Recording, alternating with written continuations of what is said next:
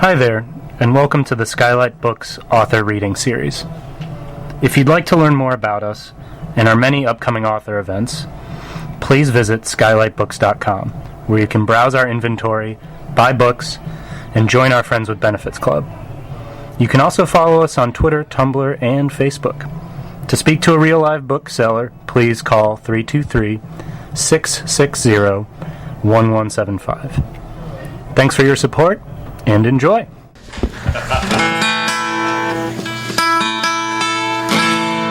And this last song I'm going to do, and we'll have Christine come up, is their theme song for Storyworthy. It's called Follow Me.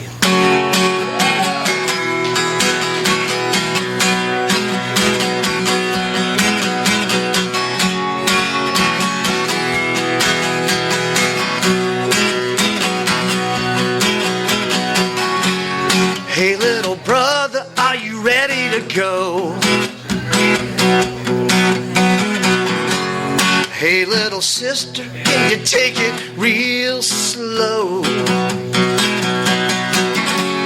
All of you sinners who wanna believe, yeah. Hey, hey, hey, get back on the road now, baby. I know you wanna be free, and you can. Follow me, I'll take you down to the river. Follow me, keep you satisfied. I'm going to heaven in a blue Cadillac. Stereo pumping, Alabama in the back. We'll pick up my sister along the way, yeah. Hey, hey, hey, put on your makeup, baby. Get out of the cold, woo. And follow me, take you down to the river. Follow me, keep you satisfied. Follow me, take you down to the river. Looking for heaven, baby. The line forms to the rear, and you can follow me.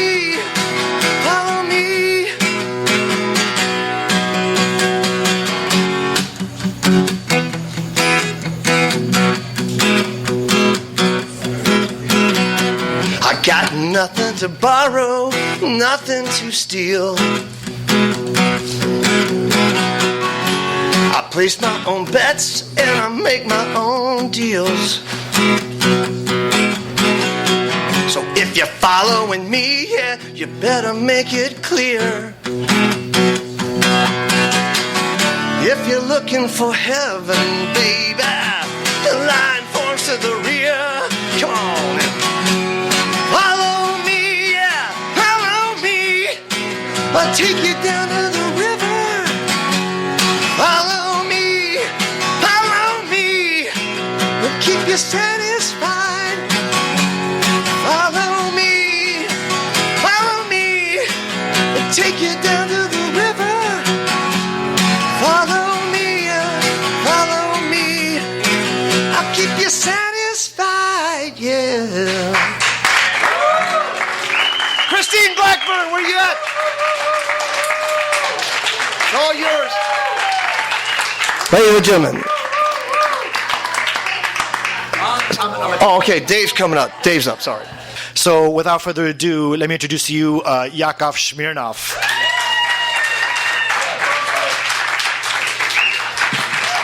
Thank you so much. Thank you. Well, I am excited to be here. And this is an exciting, I know how excited Christine is about the book, so I'm going to hold it up and you take pictures. Yes. And it's a huge accomplishment. And I met Christine. I was invited to do Storyworthy, and she did a great job on my podcast, or her podcast about me. And so I am happy to share with you a few of the stories about my life, and maybe answer some questions if you have any about me. All right, so let me just tell you a little bit about myself. I grew up in the former Soviet Union, and thank you. And I was it was very humble beginnings. I lived in a communal apartment with my parents and 9 other families. My mom, my dad, and I shared the room till I was 26 years old. Yeah, when I was a little kid, my parents wanted to be romantic. They would send me to look out the window. And then my dad would say, "So what do you see in the window?" I said, "Our neighbors being romantic." He said, "How can you tell?" I said, "Because their son is looking at me." And I was the only child because we had only one window. So something magical happened at that moment. I heard my parents laugh. And it was so exciting because I knew they were happy, and I kind of figured that laughter must be the expression of happiness. So I wanted to check if that was universal. And in those days, the communists were pretty strict, and they would get each kid up and they would ask you, "Who is your father?" And you were supposed to say, "My father is Soviet Union." "And who is your mother?" And you were supposed to say, "My mother is Communist Party." "And whom do you want to be?" And you were supposed to say, "I want to be a builder, I want to be a teacher, I want to be a cosmonaut." And they asked me, "Who is your father?" I said, "My father is Soviet Union." He said, "Good, who is your mother?" I said, "My mother is Communist Party." "Good, good, good. So whom do you want to be?" I said, "I want to be an orphan." That was not smart, yeah.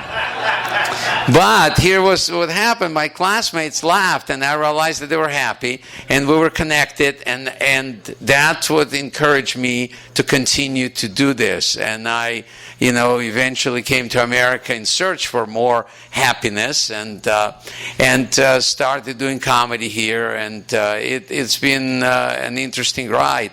And I was popular probably because of the Cold War was in the 80s. It was really popular, and so was I. And then, and I didn't realize that. I thought I was just that good. And so I get a phone call from the White House, and they said, "We'd like you to come to Washington and perform in front of the Bushes." And I said, "This would get me arrested." And what was happening, George Bush Sr. was a vice president for President Reagan. They said, "No, we need to come here to perform in front of President Reagan's cabinet." And I said, "Well, that's better than the Bushes." So I go there, they introduced me to the president. They said, "Mr. President, this is Yakov Smirnov. He's a Russian comedian." And President Reagan smiled and he said, "Well, have you heard this joke?" And he proceeds to tell me a joke about the Russian guy who wants to buy a car. And it took forever in those days to buy a car in the Soviet Union. So he goes to a factory, and the manager said, "Put your name on the list, come back in 20 years, pick up the car." The guy said, "Do I come back in the morning or in the afternoon?" The manager said, "What's the difference? It's 20 years from now." The guy said, "The plumber is scheduled to come that morning." I didn't expect his joke to be so funny. I cracked up.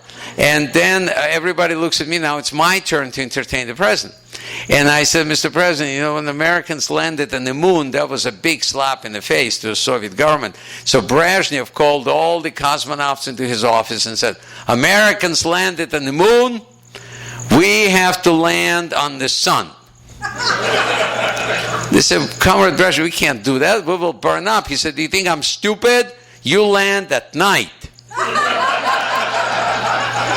Boy, was I happy when they laughed. And we kept telling jokes to one another, and my career was taking off. And then I married an American woman.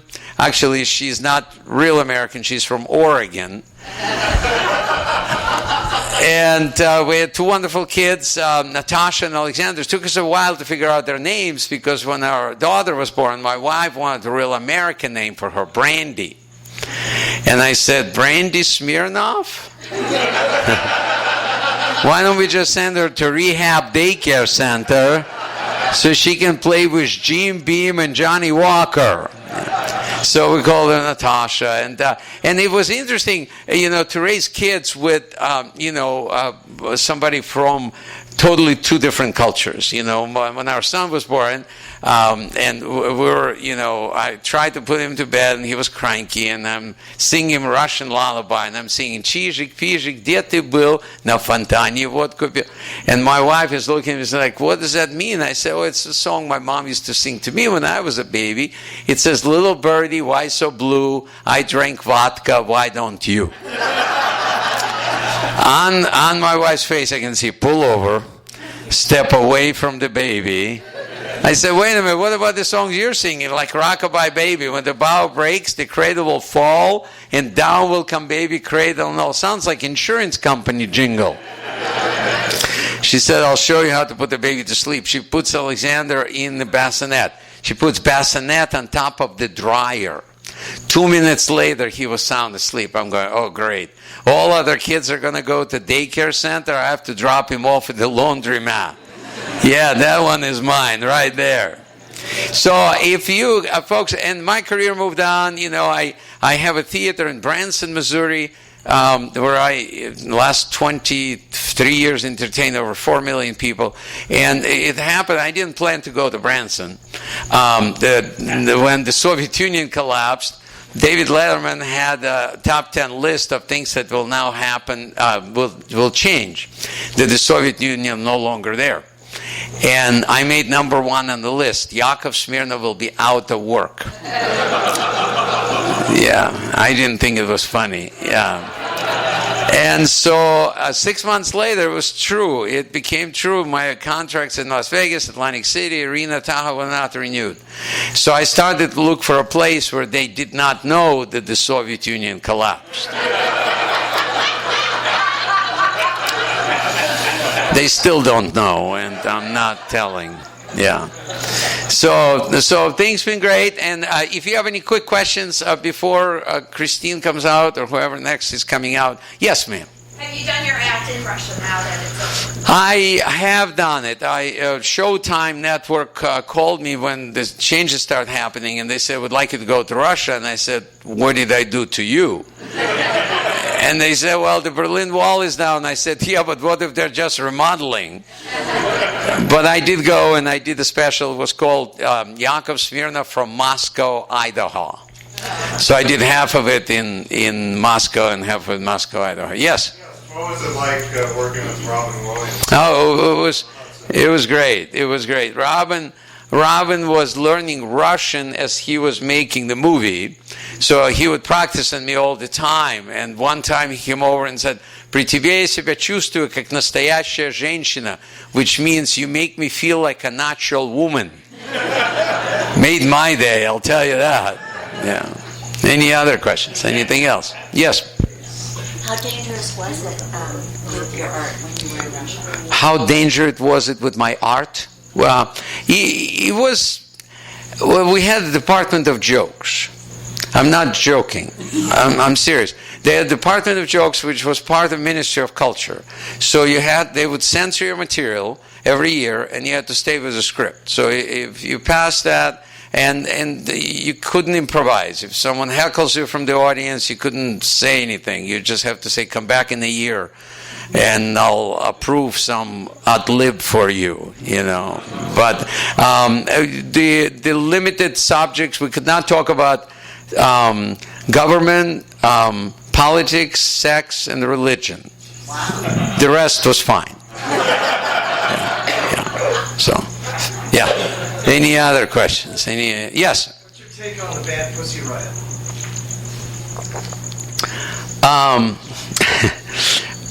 It's no. I neither. I think that it was very brave what they did.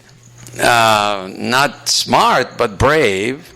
And Putin is a tough cookie. I mean, he's was a head of the KGB, and the KGB stands for Kiss Goodbye Your Butt.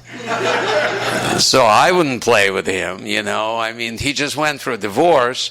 He just became final like two weeks ago, and it was pretty amicable. He got $2 billion, $400 million house, and a $50 million yacht, and she gets to live. Yeah, so Pretty amicable. Yes. Any other questions? Anything else? And yeah. So I am. I'm at this point. What I'm doing, just to kind of wrap this up, to give you a little idea of what I've been working on. I realized that the Cold War is not a very secure venture. I can't rely on that anymore. So I started on trying to understand the relationships between men and women, and that's probably a lot more secure. That war will never end. So and it's been very interesting to do the research. I went back to college. I got my master's degree in psychology at the University of Pennsylvania, and it's been an exciting thing. And I did a lot of research, and I came to a shocking conclusion that men and women are different.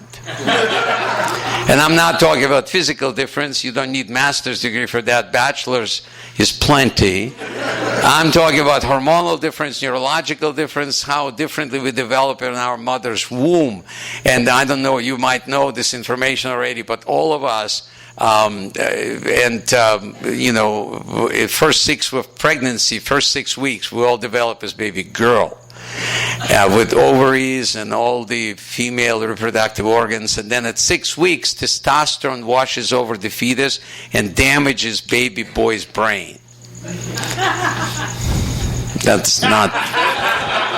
When the guys laugh, that's better.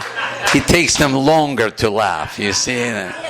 Yes, it's true. It's all true. Yeah, it's very true. So it's one of those things that that's what I've been working on, trying to figure out how to deliver this message, because we don't understand each other because we're so different. And we believe that love can conquer all, and it starts with a young bride standing in the back of the church, and she's so excited. She can't wait to get married. All she can see is him and the altar and the aisle, and she's thinking, I'll alter him. Good luck with that, ladies. Good luck. And littlest things, littlest things that women don't know about men. Like, for example, do you ladies know why we don't stop and ask for direction? Anybody? Anybody has a guess why we wouldn't? Because it's across the board. Every guy does that. We just keep driving because we believe the earth is round. Eventually we'll get there. And as long as we're making good time, we're not stopping. Well, why? Because, nothing excites a woman, everybody knows this, that a man saying to her, I love you. But not many people know that nothing excites a man more than a woman saying to him, I respect you and I'll follow you anywhere, even when you don't know where you're going, because I believe you will get us there. So why is that happening? Because when the child is conceived, there's a female egg stationary, and there are millions of those male things swim towards that egg, and only one makes it. That's the one that did not stop and ask for directions. Thank you very much. I appreciate it.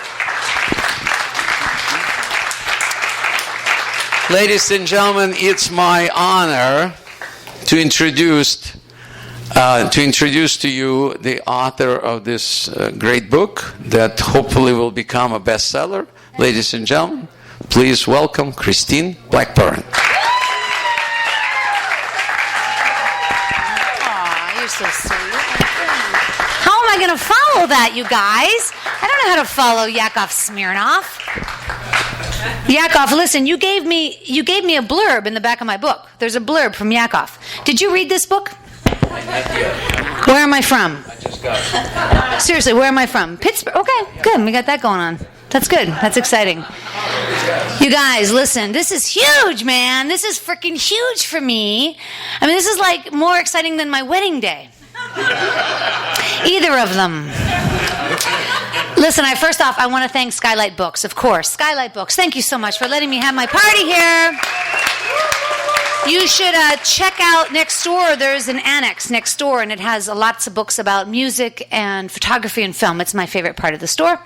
So definitely check that out. Listen, you guys, here's the thing.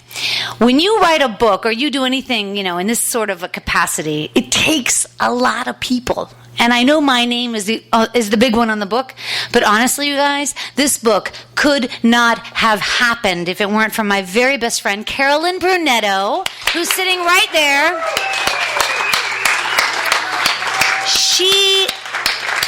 She's so important to me. She is the graphic designer. She did the cover, she did the interior, and she's done all of the whole style guide for Storyworthy, Shotgun Storyworthy, the best of Storyworthy. The poor girl has been worked hard. And Carolyn, I love you so much. You know that. And we have the same birthday, so there's that. Oh, and look who's here, Alabama Bardos. There she is. There's my daughter. Alabama is on her way to bed, you guys. So let's all say goodnight to Alabama.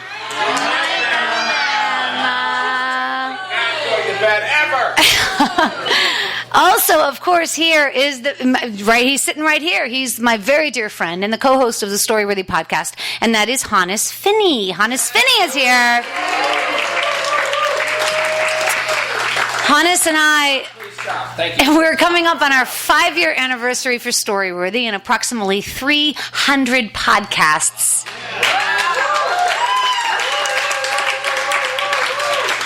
It's exhausting. That's what it is. But actually, the show's going really well. Monday, catch the show with Greg Barrett. He's on the show this Monday, an amazing talent.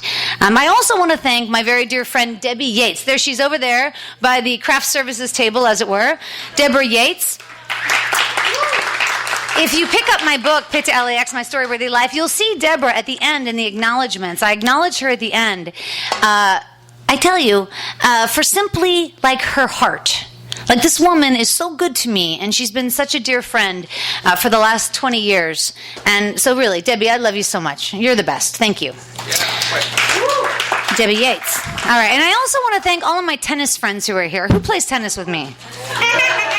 Who plays tennis with me? John Thomas Griffith, Matt Oswald, Dan Blackburn, all these guys I play tennis with. Maggie Roswell.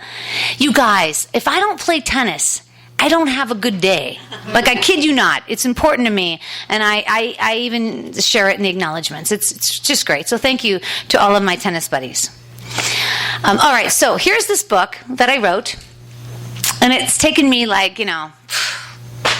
I don't know, man, like almost 20 years to write these stories, or to get them to where I want them to be to publish it. So I thought I would share with you just part of 4 of the chapters, just a little part, not a lot. I mean, the whole book, the audiobook is out now as well on audible.com, and the whole audiobook is like 2 hours and 10 minutes. So I could read the whole thing to you, but I'm not going to do that. I'm just going to read a few small chapters. And I want to also say that this book, honestly, you guys, this book is for everybody who has come to Los Angeles from another city. So is that any of you guys? Who came here from another city? Yeah, exactly. Lynn Hayes from Pittsburgh, Pennsylvania. I think there's somebody else here from Pittsburgh. I think there's a couple of people. Yeah, man, thank you for coming. I really appreciate that. All right, so I wanted to start off. Let's see here. Hold on one second. Okay, so I'm going to go up to that and then go there. All right, there I am. Oh, my God. It's a tiny little image of me. That's a tiny, tiny little image. I am the youngest of 6 children from Pittsburgh, Pennsylvania.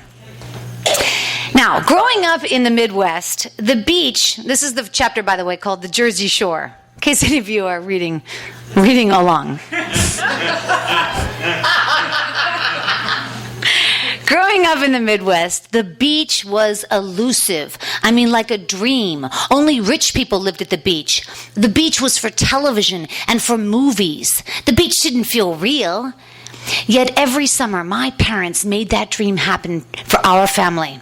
They packed all 6 kids into the Ford Country Squire with no car seats, no seatbelts, and no air conditioning, and drove 8 hours east to Ocean City, New Jersey. Now, due to the birth order, I always had to sit in the way back of the Country Squire, facing backwards, along with my brother and sister. And we always left at 4 in the morning. I don't know what that was all about, but I guess the logic was that the kids would sleep most of the way. But that never happened. We were way too excited about going to the beach. Now, since there was no air conditioning, the windows had to be down at all times, causing a constant wind tunnel. And over the sound of hot air blowing through the car, we'd sing at the top of our lungs. We sang Peter, Paul, and Mary, If I Had a Hammer. We sang the Monkees' Last Train to Clarksville, and the entire Neil Diamond and Bobby Sherman libraries. My sisters would decorate a shoebox, and they'd fill it with titles of songs written on little slips of paper, and we would sing whichever song was drawn out of the shoebox as we cruised the Pennsylvania Turnpike.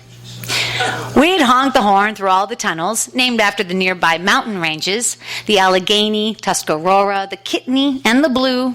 And then we'd pull over at a rest stop and tailgate with high C and assorted donuts that came in boxes of 12, cinnamon, plain, and powdered sugar. We all fought for the powdered sugar. Now I got to show you this picture. Oh, there we are. All right, there I am with the powdered sugar donut. I'm the sassy one in the orange and white. And what I love most about this picture, you see there's only 7 of us because my sister Lisa was taking the photo. Orange and white, first one? Or? Yeah, I'm here. This is me here. I'm the littlest. What I love most is in the background, you can see another country squire heading east on the Pennsylvania Turnpike. My dad would sit on the tailgate and drink his coffee from the red checkered thermos that my mom always brought for him. He didn't touch my dad's thermos, by the way. I remember thinking that thermos must have been the most expensive thing in the car because it was so revered. That thermos was the iPhone of 1971. All right, there I am at the top of the pyramid. As the youngest, you get to be on the top of the pyramid. We kids loved Ocean City, New Jersey, and we were each given $1 to spend on vacation. One year, I chose a speckled cowrie shell that had been made into a whistle. And another year, I got one of those sliding number puzzles in the tiny black and white frames. Another year, we stopped at Gettysburg on the way to the beach and spent the afternoon looking for cannonballs on the battlefields. My mom even encouraged us. Oh, look over there, honey. What's that? A Confederate soldier's boot? That year, I bought a small silver cannon statue for $1.10. My brother, a huge Civil War geek, floated me the 10 cents. Now, at the beach, sunblock didn't exist, of course, so the skincare treatment went as follows. Go to the beach, burn, put on a white t-shirt, go back to the rental house, lie across the bed while my mom applies Noxema to our blisters, and then the next day, wear the white t-shirt all day long. Repeat. I think there's oh, there I am. See, look at that. Oh, my God, I'm so cute. Ridiculous. To avoid getting sand in the car at the end of the day, my dad would carry each of us individually from the beach to the country squire, where he would whisk our shins and feet of sand with a broom before putting us on the steamy vinyl seats in the sweltering wagon. I can still feel that whisk whipping my sunburned legs. And at night, we would walk up to the boardwalk in matching dresses that my mother made for us. She had one, too. They were called shifts. Hold on. We wore brightly floral-colored shifts. Awesome. I know, right? Now, my poor brother Scott, the only boy, he got matching shorts. Picture the Kennedys in Hyannisport, only we're on the Music Pier in Ocean City. My mother paraded us up and down the boardwalk and into all the fudge shops for dessert. One tiny square piece of fudge at a time, and all 6 children had their sweet tooth fix. And after repeating the beach, the boardwalk, and the sunburn over and over and over again, we'd head home after a week with our $1 gift and a large seashell collection. Often we'd also take starfish from the ocean. We'd put them in a sand bucket with a little bit of water and then use them as window clings on the ride home. We'd take them out of the bucket of warm water, place them on the hot car windows, and peel them on again and off again until all the suckers fell off their dying, smelly bodies, all the way back home to Pittsburgh. Yeah. See? It was an adorable childhood. It was sweet, and it was adorable, and it was wonderful. Now, let's go past the rape. The fact that my father left me for 9 years, and my ex-husband who got another girl pregnant. Let's go straight to when I became a flight attendant. Oh my God! You're so awesome. you guys, here's the thing with being a flight attendant. I'm going to go right into when you are in flight attendant training. That's where we're jumping in. When you were in flight attendant training. The first thing we learned was you had to make weight. Every week we had to stand in single file against a wall in a gymnasium beside the tail cone of a DC-9 as they called out our names. Blackburn, 5'4", can weigh 120 pounds. The girl who led me to the scale would yell back, weighs 119. And the other girl would yell, return to class. It was brutal. If you didn't make weight, you were kicked out right there on the spot. They would put you in a van, drive you directly to the airport, and fly you back to wherever you came from because you were out. The weigh-in was very serious and completely humiliating. I burned through 2 roommates because they didn't make weight. People got kicked out of training for all sorts of reasons, you guys. Wearing the wrong nail polish, earrings bigger than a quarter, not wearing a beige bra. And yes, they checked. It seems they kicked people out just to intimidate those of us who remained. We started training with 200 people and graduated with 100. It was like Survivor, but instead of getting kicked off the island, you got kicked out of the hotel.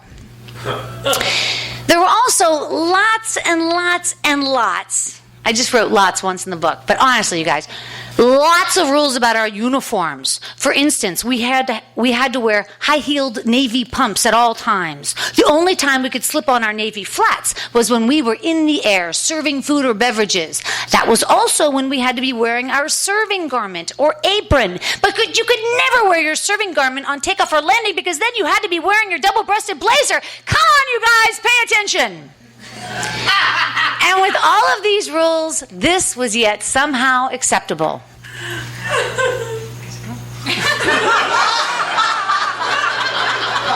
Take it in.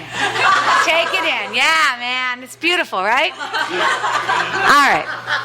To illustrate the importance of wearing your blazer and not your serving garment on takeoff and landing, during accident week, which was like Shark Week, but with airplane crashes, we were watching the Air Florida Flight 90 crash. Now, on January 13th, 1982, a Boeing 737 crashed on takeoff into the 14th Street Bridge in Washington, D.C., crushing 7 occupied cars. Then it fell off the bridge and plunged through the ice into the Potomac River, sinking. It was a surreal scene with only the tail of the airplane visible and ice chunks all around. People stood along the banks of the river, helpless to save the passengers who were clawing to get out of the river. Only 5 people survived the crash, including a flight attendant who was pulled up from the river and now dangling by a helicopter.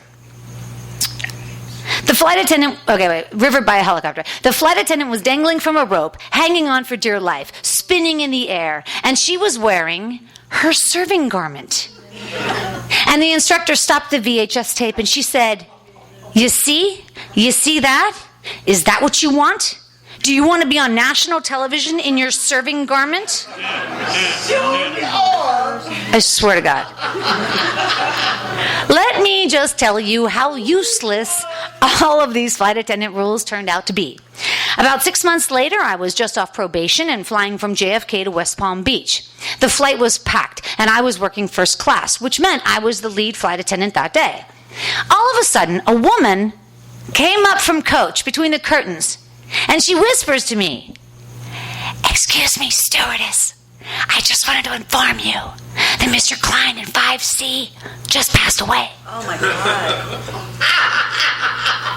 I'm sorry, what? And she replies, "I'm his nurse, he's dead." Oh my God. Then she turned around, walked back through the curtains, and sat down next to him. I did not remember this in flight attendant training. So I got out the flight attendant manual, and sure enough, there was a rule. If a passenger dies on your flight, do not be alarmed, and do not alert other passengers. Place an oxygen mask over their nose and mouth, adjust the elastic band around their head, and act normally. You may also want to put a blanket in their lap. So what did I do? I got an oxygen bottle and a blanket, and I headed back through the curtains and into coach. And then I saw the guy.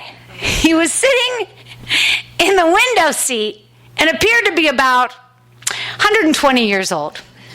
He was dead.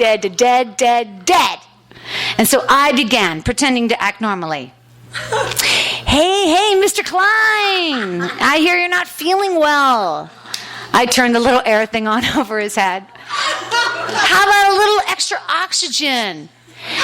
And the nurse helped me put the elastic band around his head. What's that? You're a little cold? Oh, well, here's a blanket. And then I marched back through the curtains to first class, and I had a key. Back then you had a cockpit key. And I stepped into the cockpit to tell the pilots, who didn't seem the least bit fazed. They said they'd alert the ground, and with that, the flight continued. There was really not a lot of fanfare about it. Now, right before we landed, I took off my serving garment, put on my double-breasted blazer, changed back into my navy pumps, and I checked on Mr. Klein one more time. Yeah, still dead. Once we were on the ground, I assumed that we would get all the passengers off, and then we'd get the dead guy off. But no. The rules say that the dead guy needs to come off first. We taxied to the gate, and I opened the door. They pulled the jetway out, and 2 paramedics rushed in with a straight-back chair and wheeled it back to 5C, and the charade continues. Hey, Mr. Klein, how's it going here? They said, here, you're not feeling so well. Let's just put you here in this straight-back chair. We're going to put your arms around your chest now. And they strap his arms around his chest. They tighten the belts, and they wheel him off the plane like he's on a dolly. And what did I do then? Well, hold on, I got a picture. Well, I just went by the rules, and straightening my double-breasted blazer, I said, bye-bye, Mr. Klein. I hope you feel better. Thanks for flying with us. See you next time.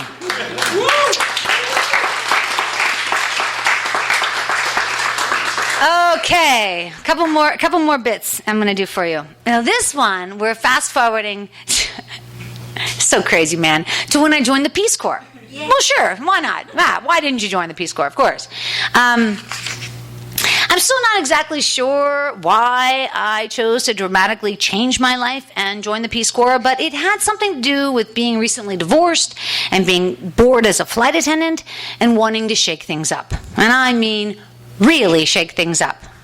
I quit my job as a flight attendant. I sold my car, got rid of my apartment, and I was assigned to the Kingdom of Tonga in the South Pacific.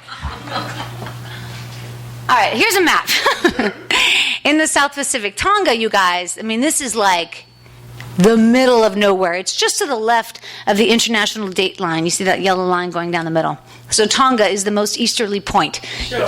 If you're interested, I know, right? So every year when we say Happy New Year, Tonga gets it first. You get what I mean? Tonga first? Okay. Yeah, whatever. Okay, here we go. The population of Tonga is only 100,000 people, and I was staying on an island, a tiny, tiny outer island of Otea, with 67 of them.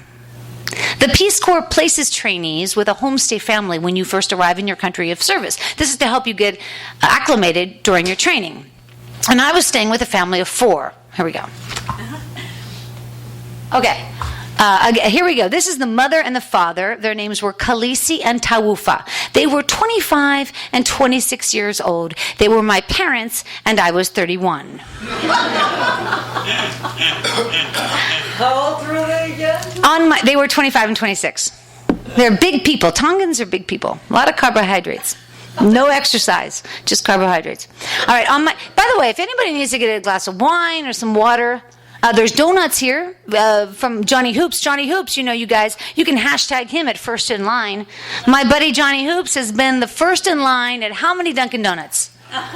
4 Dunkin' Donuts, first in line. And that fucking means something. Do you know what I'm saying? Give it up for Johnny Hoops. Donuts, Johnny Hoops. Matt Oswald. Have some wine. By the way, the chips are from my buddy down at Macho's Tacos, right down the street. Why is that funny, Lisa? Because I love you. You're like making sure everybody gets the credit. You deserve credit, Lisa Severin. Lisa Severin and I have matching tattoos, and that's completely random. And no, we're not showing. Okay, anyway, moving on. Okay, on my first night on the tiny island of Otea, it was pouring rain. And now these were like rains I had never seen before. The heavens opened up and water just poured down from the sky. It was as if a faucet had been turned on full blast. The mud was easily a foot thick as I followed my family in the pitch dark to their home, where I'd be staying for the next 2 months. The house was one room and made of cement block. There was no electricity, no running water, except from what was falling from the sky.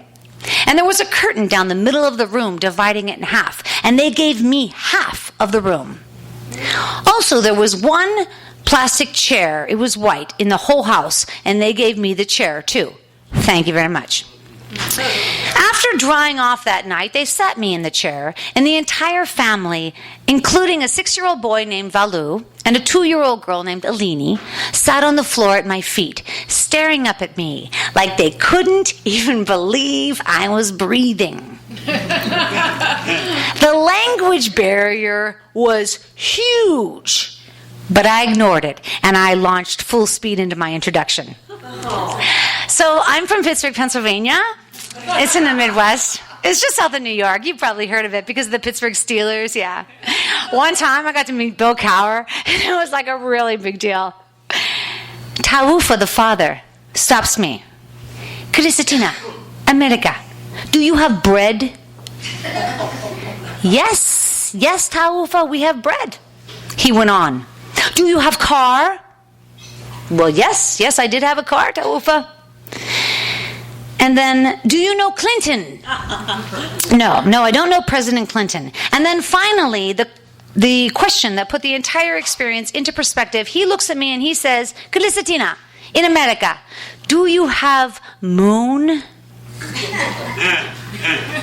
I ignored this completely and I push on. So the NFL is divided into 2 divisions. There's the AFC and the NFC. What was I talking about? They didn't even know I was from the same planet. After a few more awkward moments and spotty conversation, I had to go to the bathroom, and I began talking louder and gesticulating wildly, even more wildly than I had been before. They finally got the message that I had to pee, and the entire family leads me back outside into the pouring rain. We're immediately soaking wet again. Apparently, umbrellas hadn't made their way to the outer islands of Tonga yet. The family was very excited about my Peace Corps issued flashlight. They led me through the mud to a 4-sided structure with no roof. The door was a coconut frond. All right, I'm going to show you a picture now. Okay, this is what I'm talking about. But picture it pouring rain and pitch black. Can you see this? Okay. Okay, here we go. This is the bathing area. Behind it, the turquoise building, that's the latrine. In front is the pig pen. Well, sure. All right, here we go. All right. They led me through the mud to the 4-sided structure with no roof. That's the bathing area. The door was a coconut frond. I opened the frond and I shined the flashlight and I saw a bucket sitting in the mud. I looked up at the family and I asked, am I supposed to pee in the bucket? Because what if I have to number 2? And I shined my flashlight around the yard, and then I saw the latrine. It looked the same as the bathing area, but it had a tin roof. It's the Aqua building. The family followed me, leading the way with my flashlight. We got to the latrine, and I opened the coconut frond and shined my flashlight into the small, dark space. It seemed okay. I stepped inside quickly, closed the door, and as I was lifting up my skirt, I heard it. Scratching, scraping sounds everywhere. My flashlight flickered frantically around the tiny closet-sized space, and what did I see? Cockroaches. Oh my God, cockroaches, hundreds of them. They were everywhere. The latrine started vibrating with the activity of thousands of scattering cockroaches, and before I knew it, they were flying everywhere into my hair. Shit. It's okay, I thought to myself. I can do this. I'm a Peace Corps volunteer, or at least a trainee. I will not be hurt by cockroaches. I'm just a little grossed out. Christine, get in here, pee, and get the hell out. The seat of the toilet hole was at least 3 feet off the ground. How am I supposed to pee? How am I supposed to sit up on that? I thought.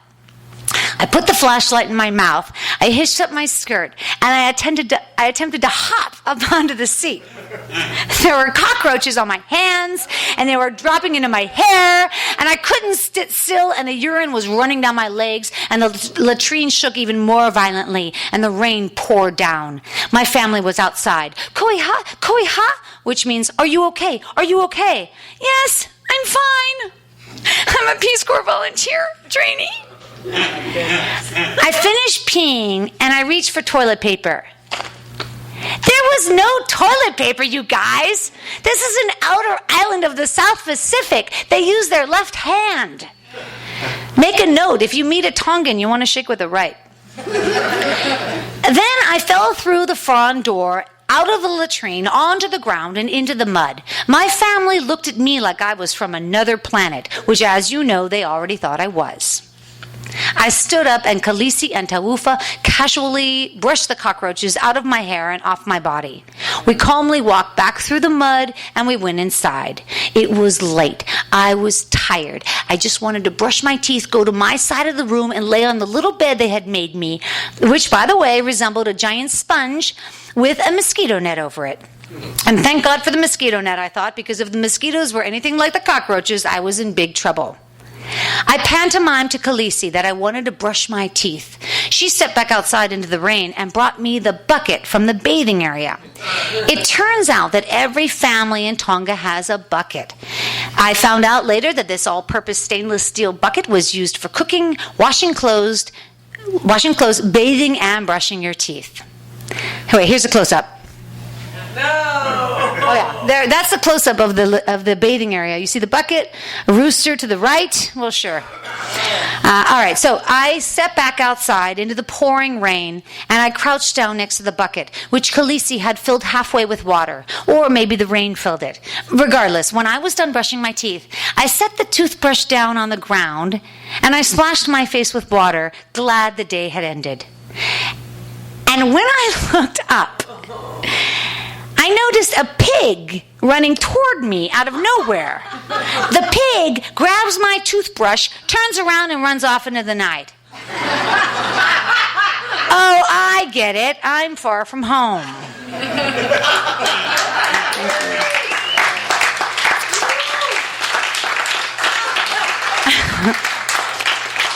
Crazy, right? All right, you guys. So one more little bit I'm going to read for you. Meantime, please come up, get yourself some wine and some chips and etc. Donuts, sandwiches. I got sandwiches. That's nice. That's a nice touch. It's a nice touch from the Village Bakery. Yeah, right. And the chips are from Macho Tacos. I said that. The donuts from Dunkin' Donuts. The wine. Let's not go into it. I don't want to go into that. Anyway, the point is we have wine. All right, so we're going to jump forward now, and I'm going to do one last chapter for you guys. And this is when I first got to Los Angeles. Jesus, you guys, it's 18 years ago now. All right. When I first got to Los Angeles, an ad in the LA Weekly caught my eye. They were seeking outgoing, bubbly personalities to be on the dating game. So I went to the open call. Oh, wow. Come on, you guys, look. Suzanne Summers, Farrah Fawcett, Steve Martin, Arnold Schwarzenegger, Ron Howard, they'd all gotten their start on the dating game, and this was going to be my big break, too. Now, what you need to know is that when I went to the open call, I had only been out of chemotherapy for a couple of months, so I was wearing a long blonde wig. You see, that's chapters 10 and 11. It's the cancer part. The cancer was my wake-up call that I better start pursuing my dreams to be an actress, an entertainer, or at least a contestant on the dating game. I was totally cleared of cancer, but I was still bald from the chemo. Basically, I looked like I'd just gotten out of the Navy. Now, that night, after the audition, a producer named Jackie called to say that they really liked me in the interview. But then she asks, "Why were you in disguise?" I explain that I had just gotten out of chemo. And of course, at this point, she feels bad. And so she asks me to come to the studio so she could see me without the wig. And I agreed to go. I was completely humiliated to be seen practically bald, but I thought, hey, man, this is Hollywood. And maybe my sparkling personality was all they'd need. They could put a different wig on me if they wanted. This was my big break. I had to go.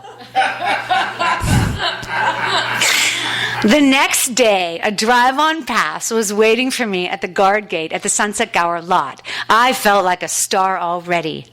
When I found the dating game stage, a receptionist led me back to Jackie's office. I took off my hat, and Jackie said, "Oh, you're cute. You're fine. We want you on the show. But Christine, you can't wear your wig." And I say, "Okay." I assume she has to know what she's talking about. She's a producer on the dating game.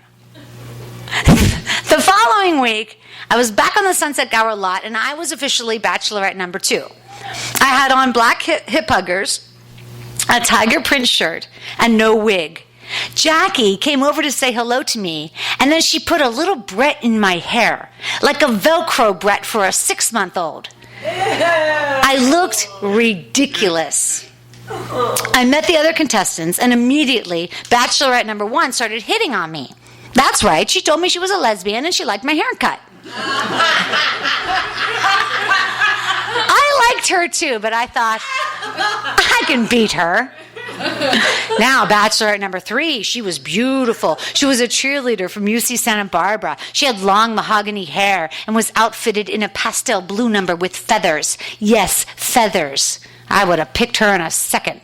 I didn't know if I could beat her. The other bachelorettes and I hung out backstage talking for hours. I mean, like 8 hours. At one point, I saw the host, Chuck Woolery, in the hallway. It was my first celebrity sighting in LA, and so I yelled out, "Hey, Chuck, I love your show, man." He was paying no attention to anyone, didn't look my way, and muttered, "God damn it, we're late again." Finally, it was time for my show to start taping. The paid audience was strung out on warm-up candy and barely clapping. But guess what, you guys? I was getting laughs. I was nailing it. And the Bachelor was like, "If you were a cat and we were on a date, how would it sound?" And I'm in a tiger print shirt and I'm like, "Roar!" I was on. And by the commercial break, I knew I'd won. And so did the other bachelorettes, because they both looked at me and they said, "Oh, you so won." And sure enough, he chose me, bachelorette number 2. Now, the other girls went out first, and then they announced the bachelor. Jeff is a sports fanatic who loves the beach and sports. Yes, you mentioned that. "Come on out, bachelorette number 2. And when I turned the corner, I saw him, and he was smoking hot. And I started feeling sick to my stomach because I know he just saw the cute cheerleader, and here I was, bald with a baby ribbon in my hair.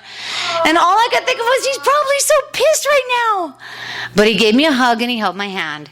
And then moments later, we heard, "Jeff and Christine, get ready because you're going to Tucson, Arizona." And now I was pissed. First I get cancer, now I got to go to Tucson.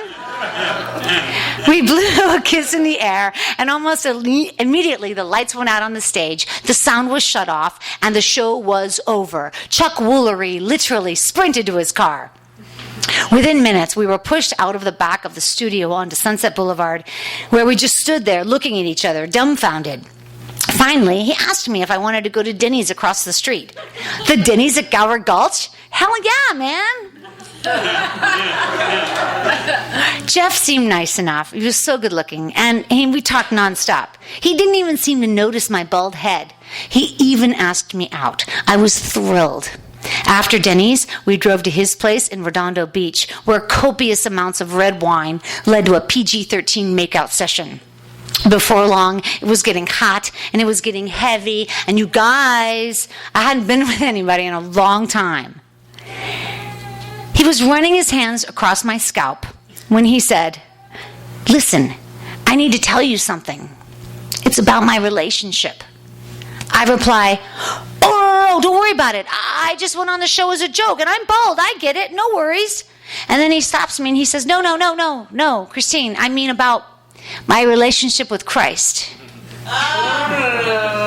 And when I woke up the next morning, Jeff was not in the bed with me. I snuck out into the living room and found him curled up in a recliner sleeping. He had a Bible in his lap. Then I tiptoed into the bathroom and I noticed some porn. It was gay porn. And my heart sank to the pit of my stomach, realizing that a smoking hot Christian who is sexually confused and perhaps in deep denial will probably not turn out to be the one for me. This was disappointing for a number of reasons. He was an amazing kisser with a great career and a place by the beach. Maybe I could overlook his preference for men. No, probably not. I left the apartment quietly. Time passed, and Jeff and I eventually became good friends. Who doesn't need a lawyer now and then, especially in LA? In fact, you guys, it's been almost 20 years since I moved to LA, and I guess what I'm trying to say, that in some way, I did get my first break on the dating game.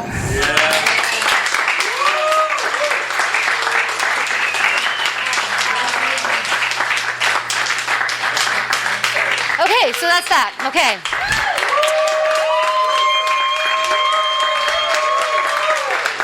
So if you would like, you can purchase the book in the front of the store, and then I will be happy to sign it. But in the meantime, if there's any questions, I'd be happy to answer those for you. Is there any questions? I know, right? You guys all know me so well. Here's a question right in the front. Look at that. Were you sent to Tonga with a specific assignment, a job to do when you were living in Yes, I was sent to Tonga to teach English as a second language. There were actually 50 or 60 different choices of career in the Peace Corps, and when I went to apply, they showed me that list, and it was like, you know, healthcare, animal husbandry, small businesses, and I didn't know anything. And I said to the girl at the University of Pittsburgh, I'm like, I guess I just don't have any of these skills. Sorry. You know, I'm handing back the application. She goes, Christine, you speak English well. I said, yes, I do. And she said, you could teach ESL, English as a second language. So I got, you know, certified to teach that. And 3 months later, I went back. I said, hey, look, this Melissa, I got certified. I can teach English now. And she said, oh, man, that's great, Christine. Why don't you go out and volunteer for 6 months and come on back and see me? And I was like, okay. So I did that. It took a whole year to get into the Peace Corps. It was a huge process. At one point, I had to go to New York City to the World Trade Center where the Peace Corps offices were and have an interview there. They were only on the 9th floor. That's strange, isn't it? I almost took the steps. Thank you very much, Hal Rail. What's the question back there, Matt Oswald? When you were a flight attendant, did you ever have any emergency landings? I did. That's so nice of you to ask. That's called Emergency on a 727, and it's right here in this book. There is I did have an emergency situation where an engine blew out, and as you can see, everything ended up okay, but it was a very big deal. It's in the book. You read about it. Thanks, Matt. Any other questions, guys? Hannes Finney, my dear friend and co-host. Who has the best and shortest blurb on your... The shortest and the best blurb on my book would come from my dear friend, Hannes Finney, and it says, they say print is dead. So, hey, congratulations on your new book, Christine. Hannes Finney. Hey, you guys, listen, seriously, I appreciate so much all of you coming out. Thank you so much, really. It's your creativity. You guys are like my family. Thank you so much. Thank you, thank you, thank you, thank you. You've been listening to the Skylight Books author reading series. Don't forget, you can listen to this and all our other great podcasts at skylightbooks.com. Thanks again for stopping by, and we hope to see you soon.